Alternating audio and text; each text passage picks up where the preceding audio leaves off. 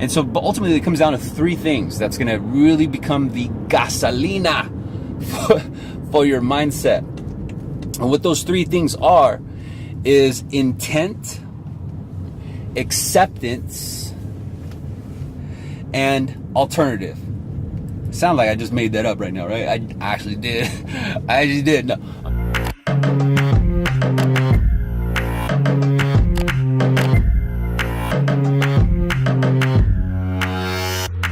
What's up, everybody? Welcome back to Sales Remastered. My name is Daniel. I'm your host, and today is April 3rd, 2018.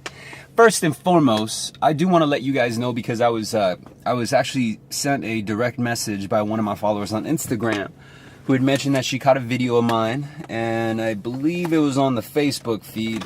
And she had mentioned that, sometimes she gets anxiety. And her name's Anna. Anna, if you're watching this, I appreciate you. I love you, dear, because you take the time to send me your input. You take the time to send me your suggestion. And I want you to know that I do see you. I want you to know that I do appreciate your valued feedback. And what Anna had mentioned was that sometimes when she's watching my videos and I'm driving, she has anxiety because she believes that any moment now that there's going to be an accident, like I'm not being safe. And I want to remind anyone and everyone who's watching this video, because I get anxiety. I'm a parent, so I'm, a parent, like I'm a dad, not apparently, but I am a parent, so I completely understand anxiety. I completely understand the assumption that, of course, the worst could always happen. And what Anna had mentioned is that because I'm driving, she didn't feel safe that I do any videos while I'm driving. She likes the message and everything. And I did suggest, number one, is I appreciate she watches the videos, because a lot of audience actually listens to it. They'll listen to it on the YouTube app because everything else times out. Facebook times out. The internet browser times out. So if this is happening to you where you can't figure out how come everything's timing out because your phone keeps going to sleep, you got to play it through the YouTube app. And so most of my audience, needless to say, plays it through the YouTube app, which, needless to say, they don't watch the video. Anna is one of them that watches the video. Anna, I appreciate you. But in regards to her anxiety, I want to address that. Number one is that you'll see I'm not holding no camera, right? I have a fixture that's on the windshield, not blocking my view by any means. I could completely see. And so I'm never holding the camera. Although I'll look at the camera once in a while here and there, mind you, my periphery still sees the road. My eyes never leave the road.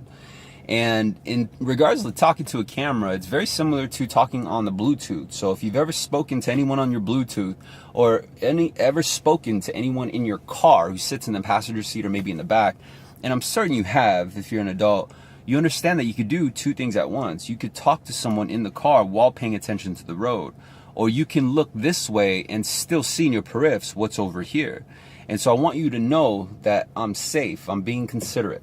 And one thing that I want to address on that topic is the anxiety issue. Number one is anxiety, because I think we all have in some way, shape, or form some form of anxiety. And thank you, Anna, for number one, for caring. Number two, giving your input and your time, and then number three, for having enough awareness and showing your anxiety of care, because you do genuinely care. So I could tell you're a great person. You're a good person. And most good people have anxiety for various reasons. It could be anxiety for our own success, for the safety of our children, for the safety of other people, for the happiness of other people. And I want to make sure that that anxiety is worth being anxious about, right? Because a lot of times we can have anxiety for things that don't really matter. Like people can be anxious to be accepted by people that they're going to meet for the very first time. And so if you think about it, like, remember your first boyfriend or girlfriend, and you were meeting their group of friends for the first time, or maybe you met their parents for the first time, and then you were anxious. You had this anxiety deep down inside, like, man, I hope they like me. Man, I hope I don't say anything wrong. Or maybe you felt this way not with someone's parents or someone's friends, but you felt this way about a job interview. Like, you had that anxiety, man, I hope they like me. I hope they, I hope they give me the job. And then we have it also in sales. So if you're in sales, you're like me, and we have this anxiety of can I hit my desired goal? Can I hit my outcome? And the answer to that is, you know, I broke it down to 3 different sectors. We have anxiety because we don't want to fail ourselves. And I would say that the root tool of not failing yourself is taking your commitment and dissecting it, right? Like typically I'm in sales, so usually we'll have commitments that are measured by the month. And when you get really good at this, you can have, you know, you should have, I should say, not can, you should have goals that are set up by quarter or by the year. And then when you advance past that, you have 3-year and 5-year goals. And when you get to that level where you're at a 3-year or a 5-year goal, you're operating on a completely different frequency than you may be doing now when you're just measuring your goals on a monthly or on a daily or a weekly, because you're seeing everything from a macro.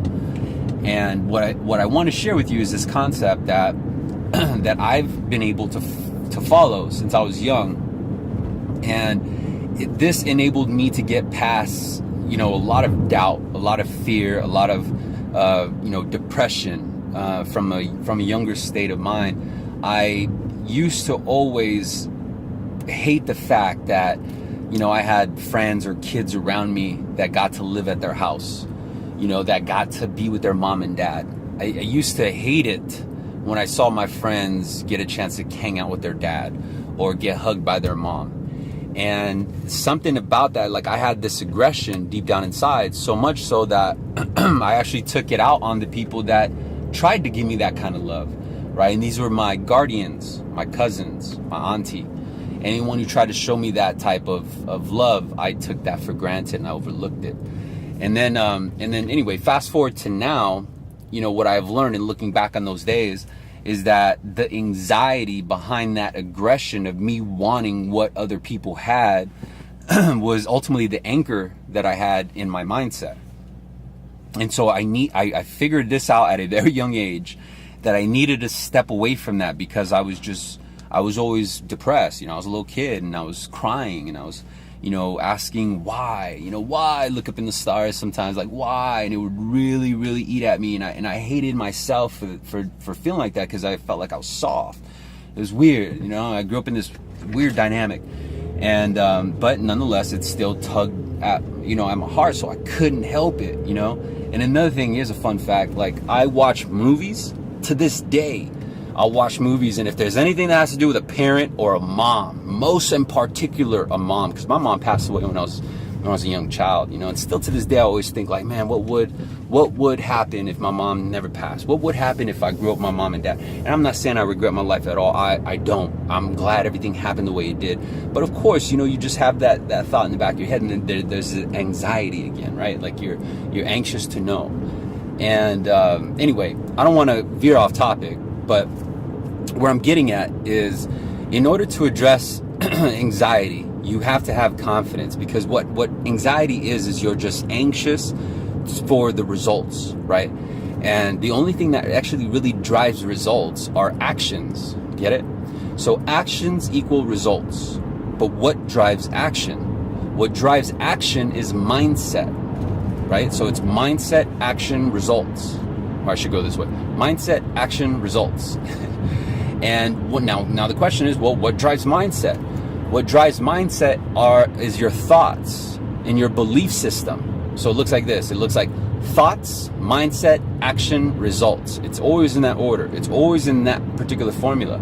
And the reason why we have anxiety is because we haven't yet gone through the sequence. We haven't gone through the sequence of thoughts, mindset, action, results. But we're anxious to get to the results.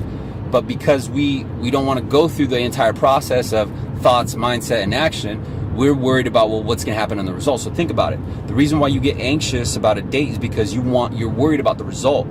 The reason why you get anxious about your sales goals is because you're worried about the result. The reason why you get anxious of whether or not they're going to like you, or they're going to hate you, or people are going to accept you, is because you're anxious for the result. So this is how you generate the result. Number one is understand that it's rooted from your belief system. And your belief system is actually these are your thoughts, your daily thoughts, your internal dialogue. You may have heard me say this in my content. Your internal dialogue plays a huge role with regards to your thoughts. Your thoughts and your mindset are the same thing. And your mindset is ultimately what musters up the energy, the confidence, the momentum to create and manifest action. And it's only through action can you generate a result. Whether good or bad, you're going to generate a result. And whether good or bad, that result is going to either put you closer, it's going to put you farther. And those that actually succeed are those who continue going through this process. They continue mastering the process to where the inner dialogue, basically the thoughts, the belief system, is conditioned in a way where there's immediate action, like it's always in a rush. Now that's the good anxiety, because you are anxious for the results. So anxious and so confident because you are willing to take the action to generate the results. And so ultimately it comes down to three things that's going to really become the gasolina for your mindset. And what those three things are is intent, acceptance, and alternative. Sound like I just made that up right now, right? I actually did. No, I'm just kidding. I did a live video on my Instagram, and I only had two of those, which are basically acceptance and alternative. And what I was talking about was, I was asked the question of, hey, how do you stay so motivated? You always got like a positive vibe, and I can always tell you're busy. How do you keep going? How do you not get tired? Number one, I do get tired. Number two, is my brain is just like everyone else's. It gets down to a point where it's melted, it's mush. You can't think, you can't talk. So I get there, we all get there. And the reason why you see me coming from the gym is because this movement creates blood flow through my body. So through my heart, through my brain, and my thoughts my pistons are firing. So all I'm doing is getting warmed up. But more importantly, I created a morning ritual that enabled me to invest a couple hours every day to myself, where I'm not in a rush. It's all about me. It's all about, things that improve myself as a human. And so I started creating these things because I knew it was important to manifest and generate the attitude, the mindset, basically, that is going to help me control my destination, help me control my outcome as much as I possibly can. Of course, there are going to be things that just pop up. This is just nature. This is just human nature. But why I nailed down to those three things is because ultimately when we look at it, intent, for example, right? Intent both ways. Intent from ourselves and intent from those that we engage with. Ultimately, behind our belief system, behind our actions, behind our motives, there's this intent. So let's reference the question, well, how do you stay so motivated? Well, number one, the answer is really, well, what's the intent? Why do you intend to be motivated? And so depending on that answer, it's really going to justify how strong your intent is or how strong your motivation is. And so if your intent, for example, was, well, my intention is to be motivated so that I can pay my bills, or my intent is to be motivated so that I can make my mom and dad happy. And so that's just very vague and general, right? Like intent. So it's not as strong. But when you define the reason why of your intent, basically you peel back the layers of your why. Like I understand that you want to make your mom and dad happy, but why? Or I understand you want to make your spouse happy, but why? I understand you want to make your kids happy, but why? And when you peel back that layer, you're going to realize that it's because of security. It's because of love. It's because of the need to provide. And when you peel back even more layers, you're going to realize that it's because of, it's because of passion or status, right? Like I'm a dad. I have to take care of my own. I got to protect my status as a provider. And ultimately that's the root cause. And that is more powerful when you accept these layers rather than just say, oh, I want to be a good husband or I want to be a good dad. Right? Like you have to really analyze your intent, and that is going to fuel you. Now that's internal. External is like in sales or persuasion or influence or urgency. Like you have to understand the person's intent behind it, because behind their intent, when I say their, I'm talking about general society. This doesn't even have to be prospects. This could be you. And so behind their drive, their emotion, their desire, their needs is this intent. And all we have to do sometimes is just really dummy it down, find out what the intent is. Like, hey bro, what direction do you need to go? You need to use the bathroom? Okay, cool. I'm going to show you how to get the bathroom real quick. Right now I got that person's attention because I know what they need to do. I know that they have a desire, and it's to go to the bathroom. right? That's just an example. There's no one there that needs to go to the bathroom, and hey, look, no hands. So where I'm getting at is that besides intent, right, you have acceptance. And acceptance is very important because you really have to accept the truth. You have to accept yourself, right? You have to accept your weaknesses, and you have to accept your strengths. But more importantly, you got to accept the truth. And the truth is that no one is going to push you as hard as you're going to push yourself. No one's going to wake up early and drive you to find a morning ritual. No one's going to wake you up, or no one's going to be as eager to see you succeed as yourself, right? Like even your own parents, or even people with unconditional love, like at the end of the day, it's going to be you. It's going to be your internal dialogue that is going to really thrust action, right? Influence you to take action. And you have to accept that, because sometimes it's really as simple as us just sitting and waiting for someone to give us the answer, or give us the solution, or give us the sale, or motivate us, or push us, or bring us to that next level. And if you wait too long under the assumption that something is just going to happen and you're just waiting for your time to shine, then you may never find that, and then you're going to build remorse and resentment that it never came, or that it's about to come, and you're just getting anxious. And so, besides intent, besides acceptance, you finally then have alternative. And much like acceptance, you have to accept that no one's going to, really push you, right? No one's going to push you as hard as you're going to push yourself. Same thing with alternative is that no one is going to want the alternative for yourself more than you will want the alternative. And when you might be, hey, Daniel, what are you talking about alternative? Are you talking about alternative rock? No, I'm not talking about alternative rock.